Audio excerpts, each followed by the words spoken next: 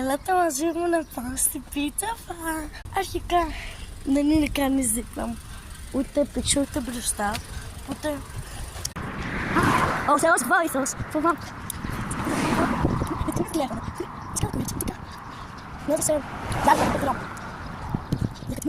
Και έφτασα και πάμε στην πίτσα φαν. Πάμε να παραγγείλουμε την παραγγελία μας. Γεια σας! Πού να πάρω παραγγελία? Όχι. Ωραία. Τώρα που παράγγειλα, τώρα περιμένουμε.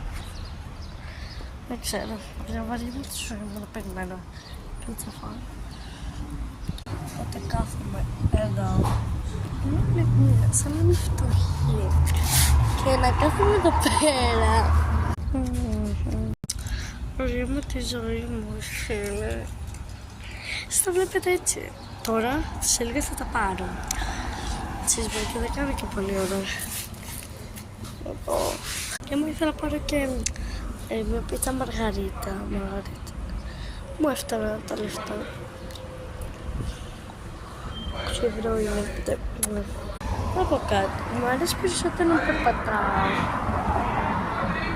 παρά να περιμένω. Για έχω δει μια κοκακόλα που λέει παρέα. Βαριέμαι. Δεν δείξει τώρα που είδαμε την παρέα. What the heck, τι είναι αυτό, τι είναι αυτό τόσο. Τώρα λέω να κοιτάξω τι. Και το άλλο είναι ομάδα. Λέει αγάπη. Ακούστε λίγο, έχει Δημήτρης, Αντρίκος, Κώστας, τι έχουνε πάθει με αυτά τα ονόματα. Εγώ δεν έχω δει το όνομά μου, κάτω τι παράλληλα. Και λέει και Βασιλική, μπορεί να κάνω και παρτί. Τώρα δεν χαλάω. Έτοιμη είμαι, έχω το μπέργκερ. Τώρα πώς θα βάλω τα ψηλά, δεν τα έχω στο χέρι μου. Τα βάλα κάμερα. Παιδιά, μου έχουν βάλει και κάτι ζελεδάκια. Εδώ τσίσπερ. Και ο Θεός βοηθός και γιατί αν ο Θεός βοηθός. Δεν ξέρω πώς ξέρετε. Θα δώσει το φαγητό. Τα μπέργκερ στη σκυλή και θα...